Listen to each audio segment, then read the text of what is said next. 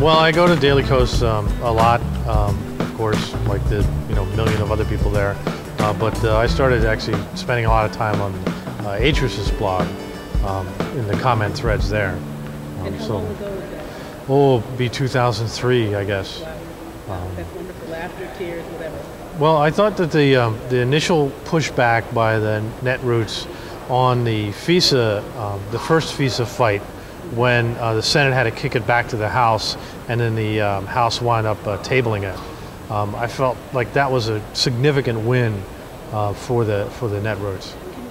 The FISA court was set up, I believe, in 1974 to process surveillance warrants, not in public.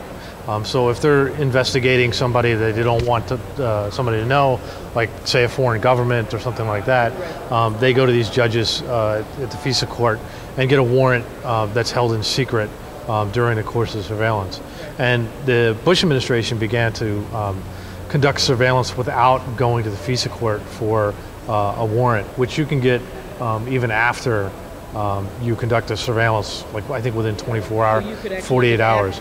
Yeah, so they could have just gone and gotten them. And the court, I think in its 25 or 10-year history, had turned down like 4 requests from the government. So it's like pretty much anything the government wants, and any scrap of evidence they have against somebody, the court says fine. Yep. But the problem is the Bush administration decided to just start surveilling basically the entire country by tapping into phone lines and the internet connections and reading people's emails and listening to telephone calls and never actually going and getting a warrant.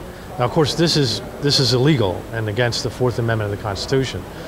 And what happened was they tried to pass this amendment to FISA, which would, first of all, allow them to keep doing this without warrants, virtually eliminating the FISA court.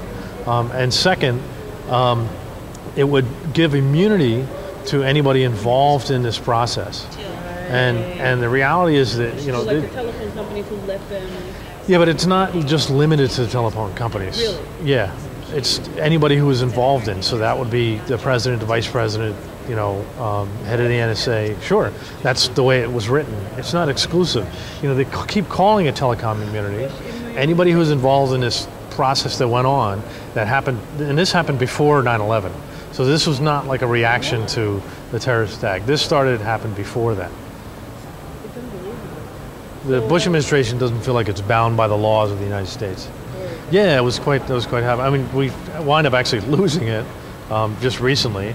But unfortunately, we did fight them for as long as we could. Right. I thought we did pretty well.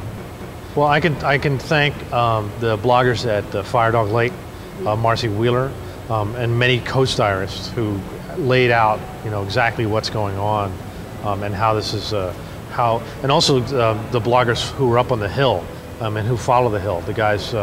Like Matt Stoller and the rest of these folks who pay attention to what's going on in the Senate and the House, and to help us make sense of the senatorial language and a lot of the motions and procedures. A lot of it doesn't make any sense to anybody who doesn't understand, like Robert's Rules of Order and all this crazy archaic language they use to obfuscate what they're up to.